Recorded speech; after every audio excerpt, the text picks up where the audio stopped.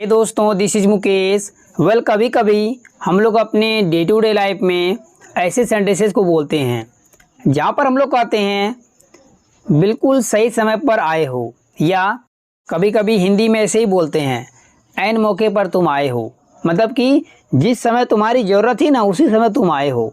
या बिल्कुल सही समय पर मैंने ब्रेक लगा दिया, नहीं तो एक्सीडेंट हो जाता। बिल्कुल सही समय पर तुमने गाड़ी रोक दी भाई। बिल्कुल सही समय पर मैं वहाँ पहुँच गया था, लेकिन फिर भी मुझे अंदर नहीं जाने दिया गया। बिल्कुल सही समय पर हम लोग वहाँ पहुँच जाएंगे। तो ऐसे सेंटेंसेस को इंग्लिश में बोलने के लिए किस स्ट्रक्चर का यूज किया जाता है।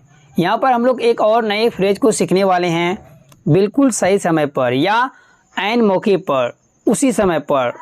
इसके लिए हम लोग इंग्लिश में फ्रेज यूज करते हैं in the nick of time. In the nick of time. अब देख लेते हैं इसके स्ट्रक्चर। सबसे पहले आप सेंटेंस बोलिए, जो भी आप सेंटेंस बोलना चाहते हैं। उसके बाद आपको लास्ट में लगा देना पड़ेगा in the nick of time. उसके बाद भी और सेंटेंस आप बोल सकते हैं। आपको सेंटेंसेस से ज़्यादा बेटर समझ में आएगा। इसको बेटर तरीके से समझने के लिए कुछ एग्जांपल देखते हैं। बिल्कुल सही समय पर आए हो, सामने वाले को बोल रहे हैं आप बिल्कुल सही समय पर आए हैं या तुम बिल्कुल सही समय पर आए हो, ऐन मौके पर तुम आए हो। इसके लिए बोलेंगे you have come in the nick of time. You have come in the nick of time. Next sentence, बिल्कुल सही समय पर, ऐन मौके पर मैंने ब्रेक लगा दिया, नहीं तो आज मेरा एक्सीडेंट हो जाता। तो इस सेंटेंस के लिए बोलेंगे I applied the brake in the nick of time, otherwise I would have met with an accident. I applied the brake in the nick of time, otherwise I would have met with an accident. Next sentence, बिल्कुल सही समय पर मैं वहाँ पहुँच गया था। इस सेंटेंस के लिए बोलेंगे I reached there in the nick of time. I reached there in the nick of time. ये past indefinite tense का सेंटेंस है, V2 है, reached. Next sentence, बिल्कुल सही समय पर हम लोग वहाँ से चले गए या हम लोग वहाँ से भाग गए, नहीं तो हम लोग पकड़े जाते।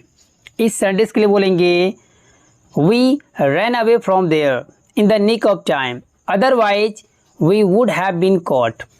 We ran away from there in the nick of time. Otherwise, we would have been caught. यकीन नहीं होता उसे जॉब मिल गया। यकीन नहीं होता इंडिया मैच हार गया। यकीन नहीं होता तुम यह कैसे कर पाए। यकीन नहीं होता आप केवल 50 के हैं। तो इस तरीके के सेंटेंसेस को इंग्लिश में बोलने के लिए किस स्ट्रक्चर का यूज किया जाता है, लेट मी टेल यू। उससे पहले हम लोग जानते हैं यहाँ पर जो फ्रेज यूज हुआ है यकीन नहीं होता, इसको इंग्लिश में क्या बोलते हैं। इसको इंग्लिश में बोलते हैं आई can't believe. I can't believe. Spoken में सिर्फ इतना बोल सकते हैं कांट बिलीव, कांट बिलीव। उसके बाद कंप्लीट सेंटेंस ट्रांसलेट कर दीजिए। इसको और भी बेटर तरीके से समझने के लिए कुछ एग्जाम्पल्स लेते हैं। तो आज का पहला एग्जाम्पल है यकीन नहीं होता उसे जॉब मिल गया। तो इस सेंटेंस के लिए बोलेंगे can't believe he got a job.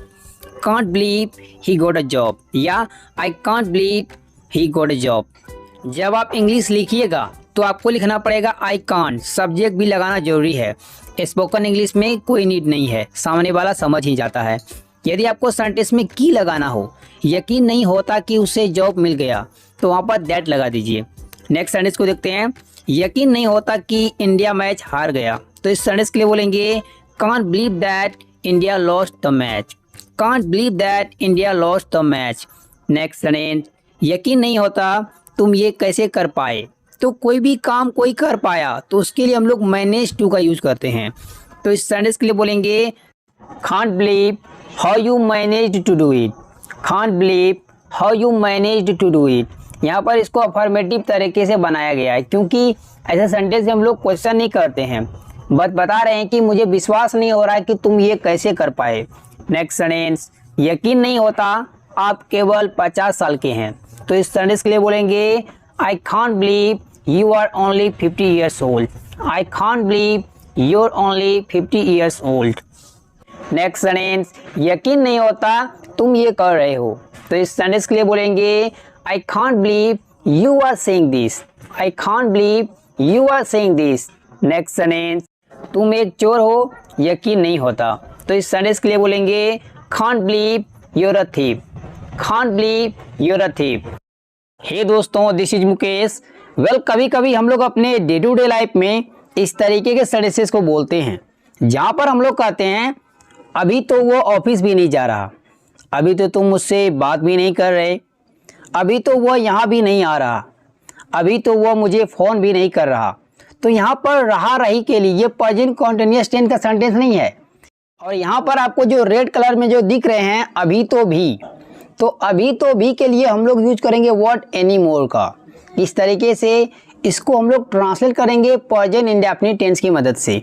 ऐसे सेंटेंसेस प्रेजेंट इंडेफिनिट टेंस की मदद से बोले जाते हैं। और एक इम्पोर्टेंट थिंग, आप लोगों को Hindi to English exact Hindi का इंग्लिश ट्रांसलेट नहीं करना है। अगर इस तरीके से आप करते हैं तो आप कभी भी इंग्लिश नहीं बोल पाइएगा। तो आपको मीनिंग समझ करके उसको ट्रांसलेट करना है और इंग्लिश बोलना है। फिलहाल बात करते हैं सेंटेंसेस की। तो पहला सेंटेंस है अभी तो वो ऑफिस भी नहीं जा रहा। कहने का मतलब है आजकल वो ऑफिस भी नहीं जा रहा है। तो इस सेंटेंस के लिए बोलेंगे he doesn't go to office any more. He doesn't go to office any more. Next sentence, अभी तो तुम मुझसे बात भी नहीं कर रहे। इस सेंटेंस के लिए बोलेंगे you don't talk to me any more. You don't talk to any more. Next sentence, अभी तो वो यहाँ भी नहीं आ रहा। इस सेंटेंस के लिए बोलेंगे he doesn't come here any more.